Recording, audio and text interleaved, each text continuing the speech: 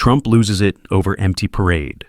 After confronted by Jasmine Crockett, Donald Trump threw himself a $40 million birthday parade, and the streets were embarrassingly empty.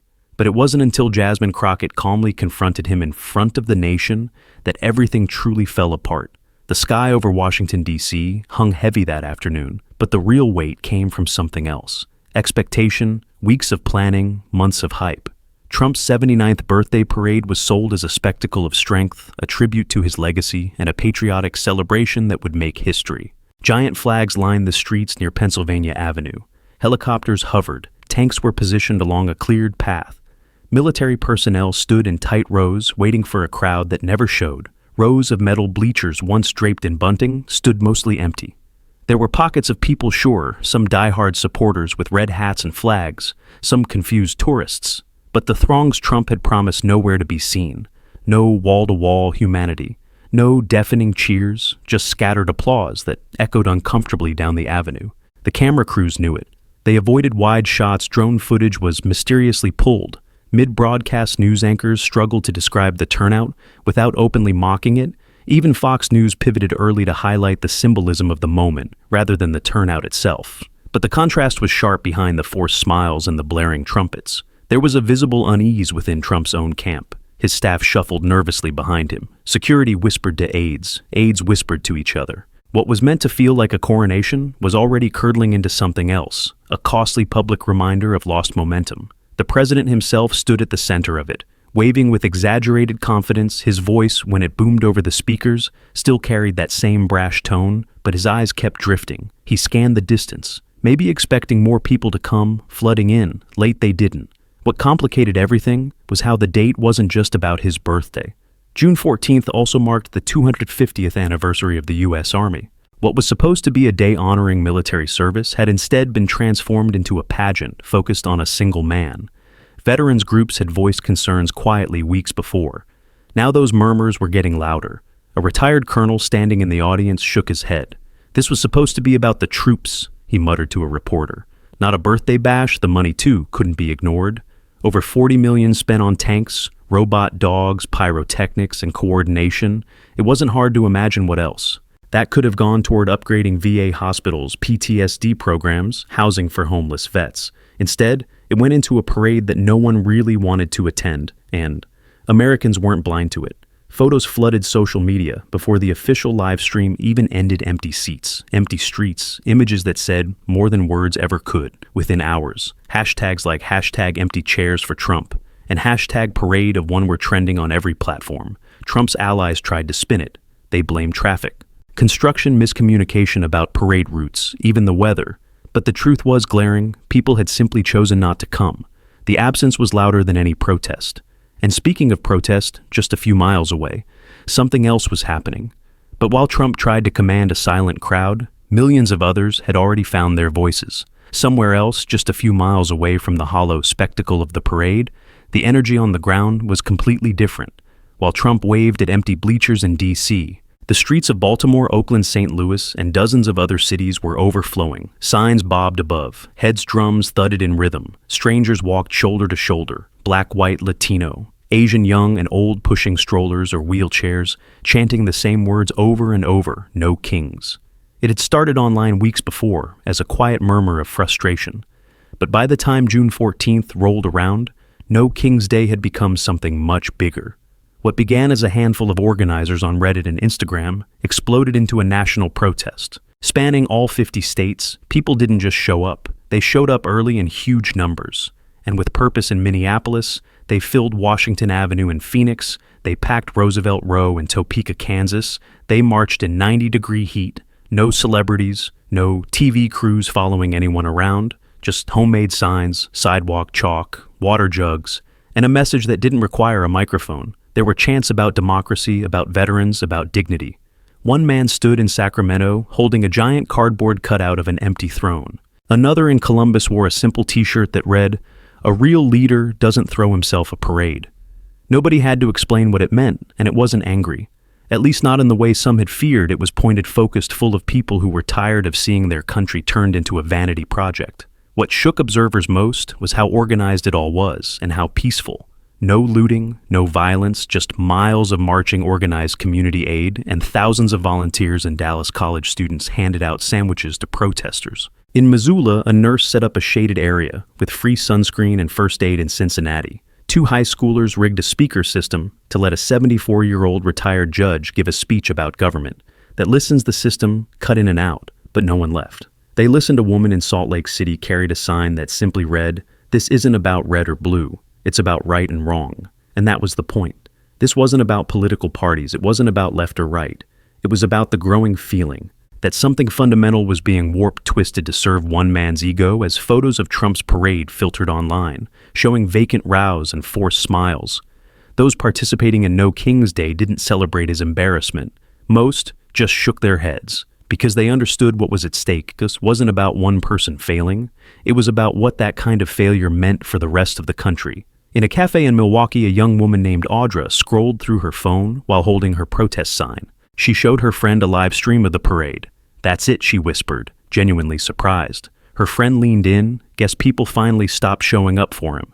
But it wasn't just college kids and activists in Birmingham. An elderly Vietnam veteran named Larry Dawson marched with a cane when asked by a local reporter why he came. He didn't hesitate. "My back's wrecked, I can't walk for long, but I wasn't going to sit home while that man played dress-up with my service." The statement hit hard by evening. The numbers started rolling in. Over 6 million people had participated across the country. 6 million compared to the 40,000 or so who had appeared at the D.C. parade. The math wasn't just lopsided, it was historic. News networks finally had to acknowledge it. Anchor after anchor shifted tone. What was supposed to be a celebration of Trump's legacy had turned into the biggest national protest since the Women's March in 2017. But this time, it wasn't just about a policy. It was about a pattern of self-obsession and showmanship that had gone too far, and all of it was happening in real time. Twitter feeds, TikToks, Facebook, live streams. People were watching both events side by side, the lonely parade and the streets roaring with life. No editing required, the contrast spoke for itself. The White House communications team tried to shift the narrative again, claiming the president was deeply moved by both the parade and the peaceful demonstrations. But it was too late. Public opinion had already turned. But while the country marched, one woman in Congress sat quietly biding her time, waiting for her chance to speak back inside the marbled walls of a private wing at the Hay Adams Hotel, a few blocks from the parade route. Trump's inner circle had gone into full damage control mode. The mood was raw. Staffers circled like crows around a conference table, littered with bottled water, rumpled event programs and discarded printouts of crowd estimates. No one dared speak. First, the former president sat slouched in a high back chair near the window, arms crossed, face blank, watching the protest outside build momentum. He didn't say anything for almost 5 minutes when he finally spoke. His voice was low-clipped and sharp enough to slice the silence. "Someone needs to tell me what the hell happened out there." The room stayed still. Then came the scramble. One aide blamed city logistics. Another said road closures scared off attendees. Someone even floated the excuse that the protest organizers must have bribed TikTok influencers to sabotage turnout. It sounded desperate. It was desperate. What stung the most wasn't just the low numbers, it was the symbolism. This parade wasn't pitched as a casual celebration. It was meant to be monumental, historic. Another headline for the history books. Instead, it had been drowned out by teenagers with poster boards and cardboard crowns. Trump stood up, suddenly pacing. He clutched a manila folder filled with early crowd analytics and poll snapshots. The page on top had a brutal headline in bold black font.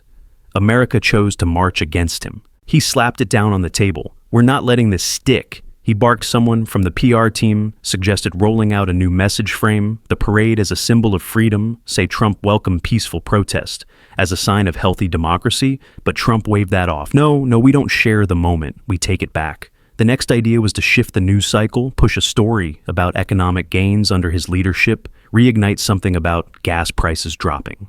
But again, it wasn't enough. The problem wasn't that people were distracted. It was that they were looking directly at him and not liking what they saw. Later that night, a text thread between staffers lit up. Someone inside leaked a quote from the meeting. He looked out the window, saw the protests, and said, "They think this is a movement. I've survived worse." It didn't take long for that line to spread, and not the way they hoped. Meanwhile, over at a late-night panel on MSNBC, the footage of the nearly empty parade kept looping beside live scenes from Seattle and Kansas City, where protesters were still going strong. Long after sunset, a retired strategist on the panel leaned into the mic and said, "You don't need to be a Pulitzer to understand what just happened. This wasn't a one-day mistake. This was a collapse of the illusion."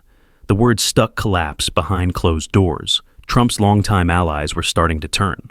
The page donors, once eager to be linked to his brand, were pulling back quietly. One PAC canceled a fundraising dinner scheduled for the following week. A senator from Ohio, usually a dependable voice of loyalty, released a statement, suddenly distancing himself from the parade's messaging. By morning, Trump had gone from celebration to containment. Every show of strength had backfired. He called in old friends from his media. Days tried to book interviews where he could control the questions, but most of the hosts weren't picking up the phone. They'd seen the numbers. They were waiting. And Jasmine Crockett was waiting too. She'd watched the parade like everyone else, not on a TV in a big office, but from her laptop at home. She had saved the live stream, downloaded the footage, and taken her own notes. She didn't smile. She didn't tweet. She just watched quiet, still waiting for the opportunity she knew would come. But no one in that war room expected. The real trouble would come, not from outside protesters, but from inside the Capitol. Jasmine Crockett had seen enough. She didn't need a political analyst or a news cycle to tell her what was going on. The empty bleachers, the oversized tanks, the millions marching in every direction. But toward Trump, it was all there plain as day. She wasn't interested in scoring a viral moment. She wasn't craving airtime.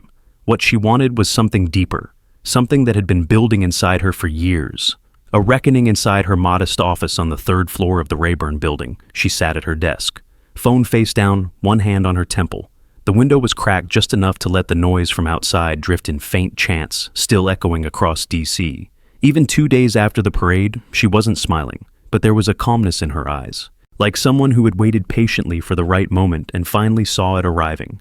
She clicked the remote, the same footage played again. Trump stepping down from the military vehicle, waving with forced enthusiasm. His expression was strained, his stride hesitant. She paused the frame on a close-up his lips, tight eyes scanning the empty rows like they'd betrayed him.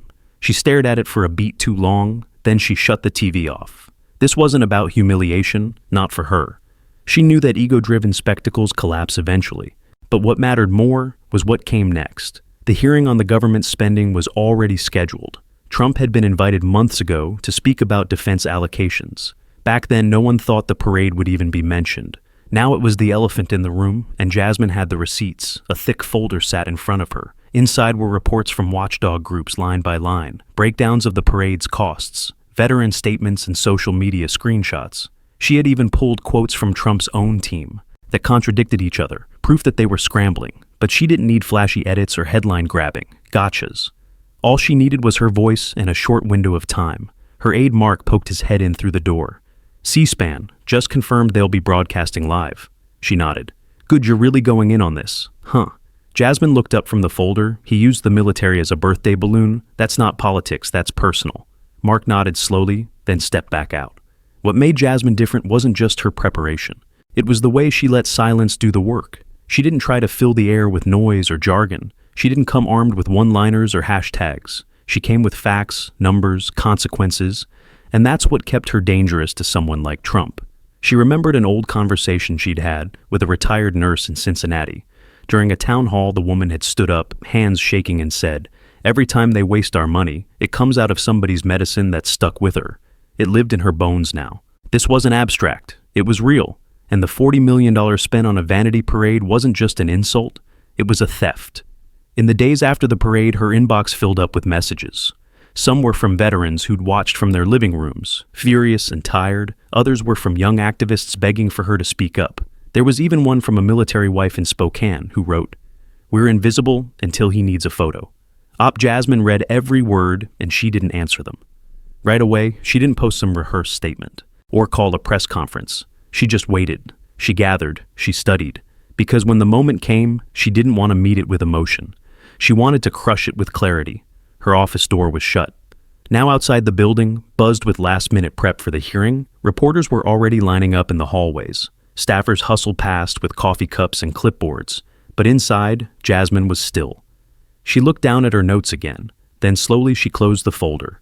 Her lips parted and just loud enough for herself to hear. She whispered, "All right, let's see how loud silence can be." But as she gathered her materials for the morning, she didn't yet know just how unprepared he really was.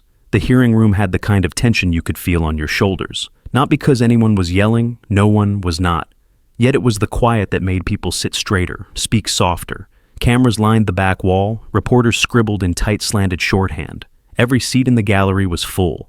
Even the usually ignored corners, no one wanted to miss what was about to happen. At the center of the room sat Donald Trump. He looked stiff in his suit legs, planted wide arms resting on the polished wood, like he was back in a boardroom. He didn't speak. He just watched as members of the committee filed in. One by one, his eyes followed each of them, scanning for hostility or weakness. He didn't find either in Jasmine Crockett. She was one of the last to enter simple black dress, straight posture. No entourage, no press handler trailing behind her. Whispering points, just a folder tucked under one arm. And the kind of focus that made people step out of her path without realizing they had. Across from her, Trump raised an eyebrow. A smile flickered at the edge of his mouth. He wasn't worried yet. The chair gavelled in the session.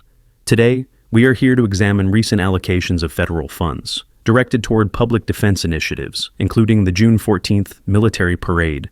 Polite murmurs circled the room. Journalists leaned closer to their devices. Everyone knew what this really was, on paper. It was about budgets and protocol. In reality, it was a reckoning waiting to be called into the room.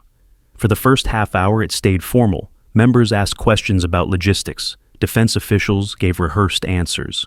Numbers were exchanged. Timelines were walked through.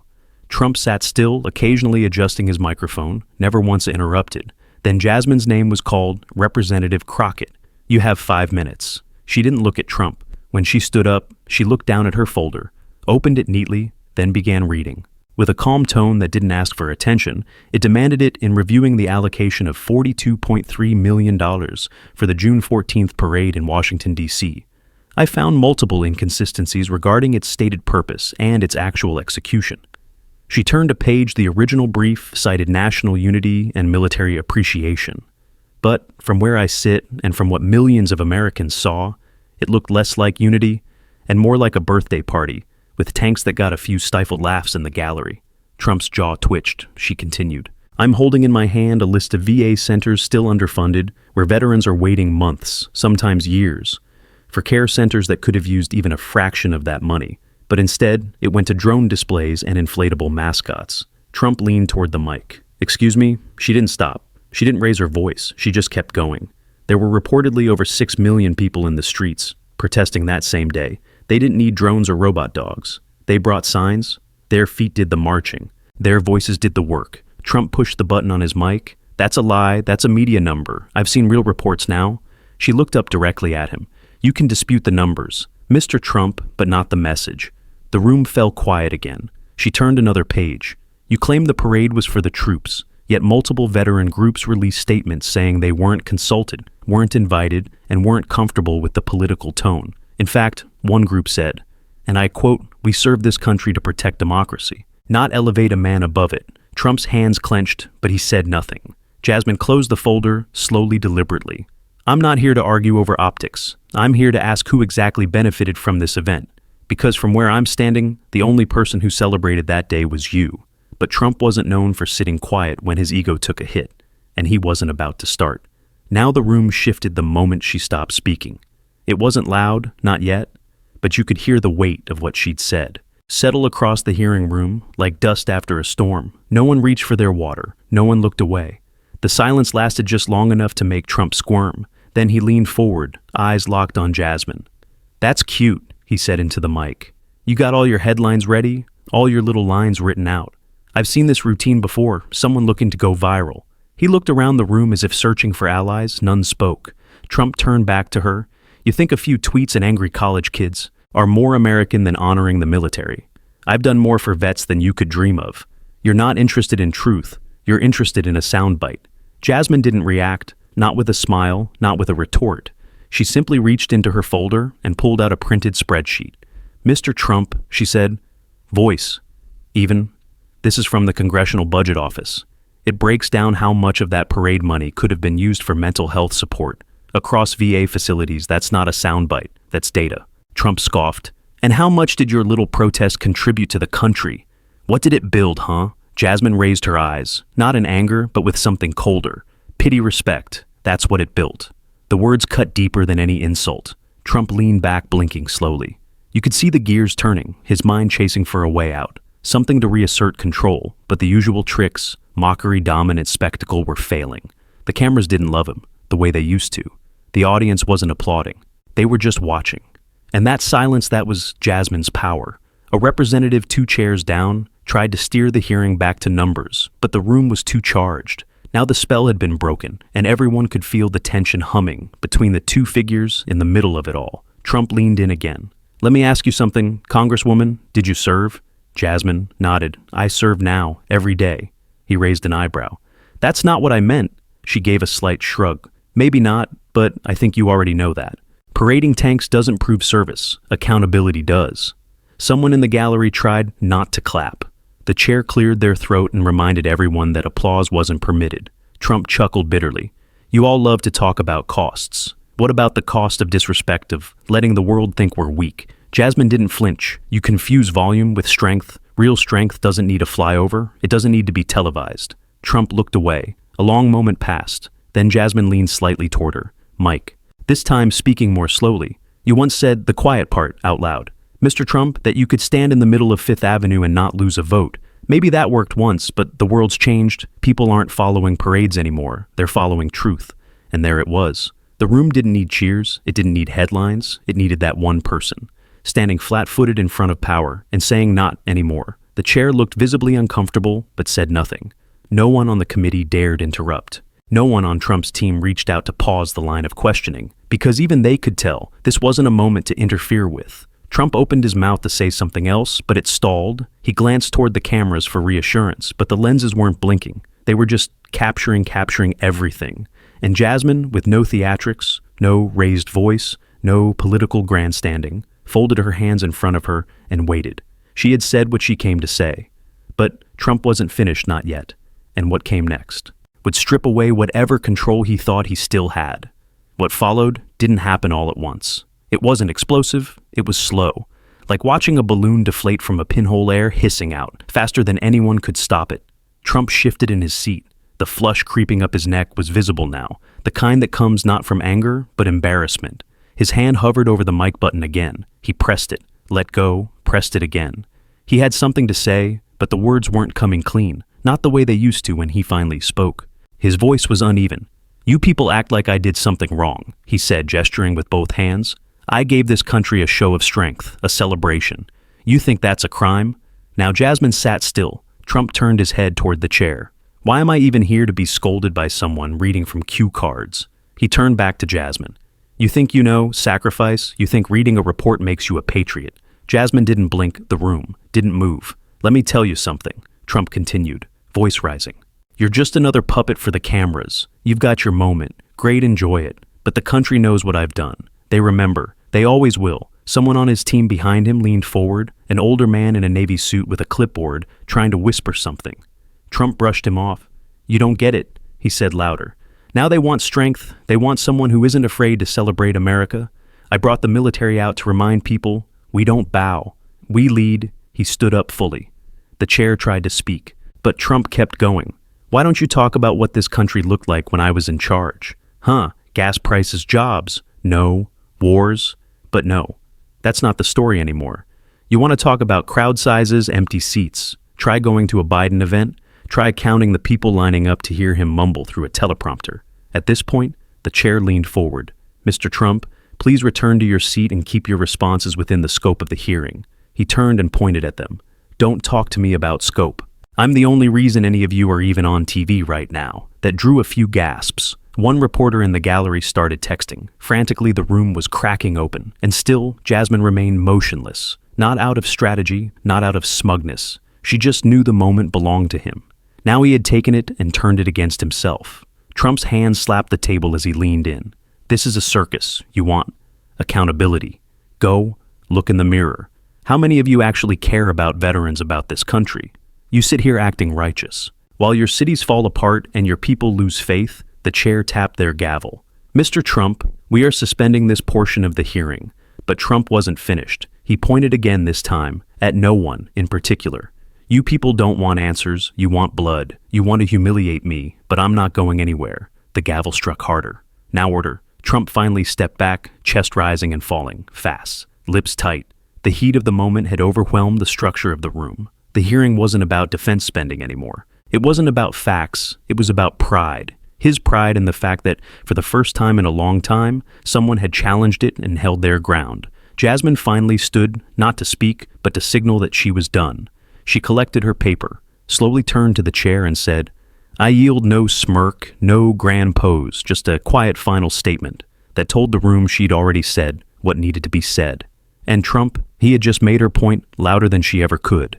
The chair banged the gavel again, and they called for a recess. People began whispering, cameras panned across the room. Aides rushed to both sides, but the image that would end up on every evening news broadcast, in every headline and every tweet, was already burned into memory.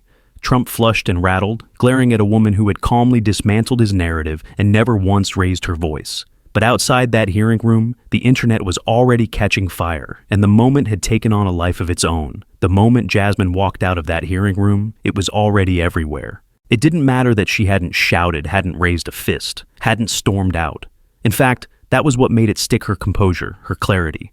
It stood in stark contrast to Trump's unraveling, and the internet noticed. By the time she stepped into the hallway, reporters were shouting questions, camera flashes strobing down the corridor. But Jasmine didn't stop. She gave a brief nod to her aide, kept her folder close to her side, and walked straight past the noise. No speeches, no victory lap. That silence. It was louder than anything Trump had said all day. Online, the videos were already stitched, cut, and captioned. One clip from C-SPAN showed Jasmine calmly delivering her line. Respect. That's what it built. Another clip showed Trump moments later, losing his cool. Someone had edited them side by side, no commentary, no music, just facts. It had over 4 million views in 3 hours. Another account posted a screenshot of Jasmine's still face as Trump shouted over her. The caption read, "Grace under pressure versus pressure." Without grace, it went viral in minutes, every major news outlet LED with the hearing. By evening, CNN aired a split-screen analysis. MSNBC had a panel dissecting Jasmine's exact tone. Fox News tried to spin the story, blaming the committee, accusing Democrats of setting a trap. But even their hosts looked cornered by the footage. By nightfall, hashtags trended globally. Crockett vs. Chaos, respect over rage, empty chairs still speak. And beneath those tags came the stories. Veterans, healthcare workers, single moms, teachers all weighing in a Marine in San Diego, tweeted that 40 million could have fixed the AC in my VA clinic, but sure throw a parade. A nurse in Jackson wrote, "I've never seen someone hold their ground like that. Crockett made me proud to be from this country today." Even celebrities got involved. A well-known actor reposted the hearing clip, adding every now and then, "Someone actually shows up to do the job she did." But the real flood came from regular people. People who weren't political junkies, who didn't watch hearings for fun, who usually tuned out the drama. This time they tuned in and they stayed, because something about watching a powerful man spiral under pressure, while a calm woman held her line, that hit a nerve. Trump's team scrambled again by 10 p.m. They had released a written statement calling the hearing a deeply partisan ambush, blaming unverified social media hysteria, and insisting that the president had commanded the room with strength, but no one was buying it. Even some of Trump's former allies began to quietly shift their tone. A conservative podcast host, who once defended him, posted, "Look, I don't like the woman's politics, but she handled that better than I expected." He looked unprepared. Meanwhile, Jasmine hadn't posted a single word. Her Twitter feed remained blank. Her Instagram had nothing but a photo of a sunset from 3 days earlier. That silence wasn't an accident. She knew the story was stronger without her adding to it. Let them talk. Let them share. Let the truth do what it needed to do. Inside her apartment that night, she sat at her small kitchen table, sipping lukewarm tea. Her phone buzzed nonstop on the counter, vibrating with messages, missed calls, interview requests, and congratulations from colleagues. She didn't reach for it. She just sat back, eyes closed, breathing in the quiet. She hadn't gone into that hearing to humiliate anyone. She'd gone in to hold someone accountable, and somehow, without trying, she had become the voice millions were waiting for. Not because she shouted the loudest, but because she never needed to. Meanwhile, Trump was holed up in a suite at a hotel. Outside, Baltimore pacing furious, watching the coverage flip against him. In real time, at some point, one of his aides tried to suggest that maybe he should just let the story pass. "It'll die down," they said, but Trump knew better. This wasn't just another news cycle, this was something worse. He had finally been outplayed in the one arena he thought he owned: the camera. But the real impact wasn't just going to live online, it was already moving through the streets, the homes, the polls, and it was only getting louder. By sunrise, the story had shifted from a political moment to something far bigger. It was on gas station radios in Shreveport, playing on break room TVs in Omaha. Teachers in Akron mentioned it in passing. Before morning roll call, everywhere you looked, someone had something to say about what happened in that hearing room, in a coffee shop in Flagstaff. Two older veterans sat at a window table, phones in hand, watching Jasmine's response to Trump on loop. One of them, a former Navy corpsman, tapped the screen with his finger and said, "That's how you handle a bully cool." As ice, his buddy just nodded and sipped his coffee. Eyes fixed on the subtitles. Over in Gary, Indiana, a group of young organizers gathered around a folding table in a community center. Laptops open, they weren't just reposting clips. They were using the moment to fundraise for local causes. This isn't about dunking on Trump. One of them said, it's about people finally seeing what real accountability looks like.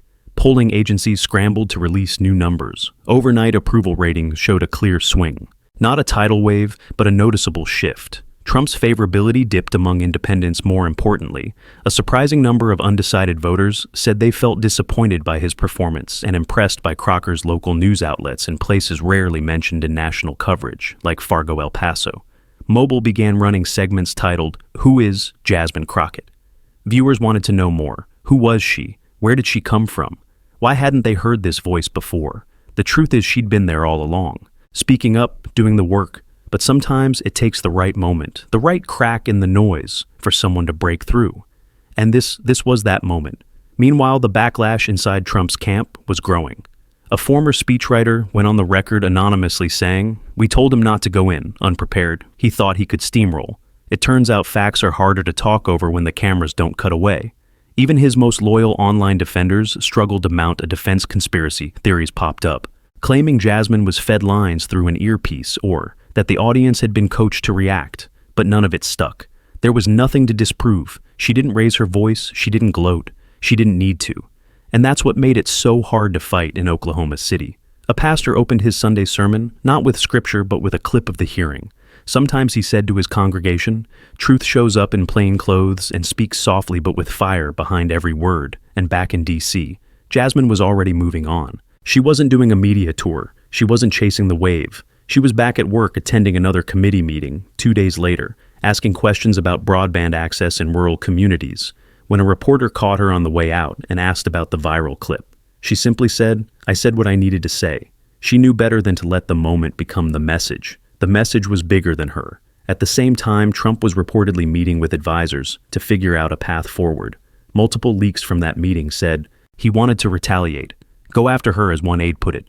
But cooler heads warned him doing so would only keep the spotlight on her, and the last thing they needed was another comparison between her calm and his chaos. By the end of the week, editorial columns began popping up in major papers and local blogs alike. One line from an op-ed in the Pittsburgh Gazette summed it up.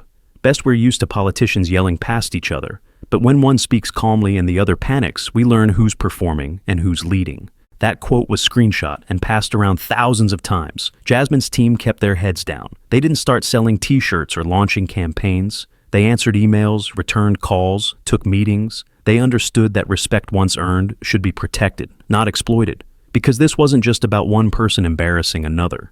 It was about a country catching its breath, seeing something that reminded them leadership didn't have to mean arrogance, that humility wasn't weakness, that maybe, just maybe, politics could be less about domination and more about responsibility.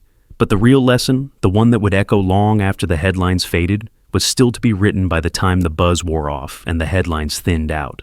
What remained wasn't just a viral moment, it was a mirror, the kind no one could easily turn away from. America had watched a man once seen as untouchable unravel in front of cameras. Not because he was shouted down or outmaneuvered, but because someone calmly refused to play his game.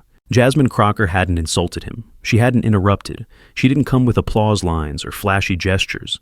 She just asked the kind of questions that come from someone who actually listens to the people who clean hospital floors, drive city buses, raise children on single incomes, and send their sons and daughters to war. The morale didn't come wrapped in a speech. It came in what Jasmine didn't do. She didn't gloat. She didn't tweet, "I won." She didn't build her moment into a brand. That's what made it real. And for many Americans, especially those who had grown tired of noise and chaos, it felt like something new. Even though it wasn't, it was a return, a reminder of what public service used to look like before everything became a performance. In the weeks that followed, something curious happened. A veteran from Cheyenne who had never voted before, registered for the first time. A high school civics teacher in Little Rock changed her syllabus to include a unit on modern accountability and used Jasmine's hearing footage as a case study. A city councilwoman in Toledo quoted her in a speech about how cities misuse funds for showy projects instead of putting money where it's needed. Jasmine didn't ask for those ripples. She didn't try to ride them. But they happened anyway because the truth tends to echo in ways no campaign had ever could. As for Trump, he didn't recover as quickly. His base still clapped when he spoke, but something had shifted. More reporters pushed back during interviews. More voters asked questions instead of cheering. The shine was dimming, not because of a scandal or a headline, but because people had watched him be cornered by basic accountability. And he didn't have answers for all the money poured into that parade. The only thing anyone remembered was how empty it looked, and how one woman with no shouting and no theatrics made it clear that strength isn't about who talks the loudest, it's about who listens the longest. One night, weeks later. Jasmine was in a quiet diner in Cleveland after a town hall. A young woman in scrubs approached her, visibly nervous, and said, "I just wanted to say thank you, not for the moment, for not making it about you." Then she walked out. Jasmine didn't even catch her name. That was the legacy. Not the clip, not the headlines, the impression left behind in ordinary lives, the way people talked differently at dinner tables, the way kids paid closer attention in class, the way voters tired of performance politics started looking for steadier voices. In the end, this wasn't just about Trump's parade or one viral hearing. It was about what happens when people are reminded that dignity still exists in public life, that someone can speak with clarity, confront power, and still walk away with grace. If there's a lesson in all of it, maybe it's this: you don't have to match noise with noise. Sometimes the most powerful answer is restraint. Sometimes leadership is as simple as saying what needs to be said, and then sitting back and letting the silence speak for itself. If this story meant something to you, share it with someone who's forgotten what real leadership looks like. And if you're tired of watching politics, like it's a show, maybe it's time to stop being the audience and start being the voice that holds the mic.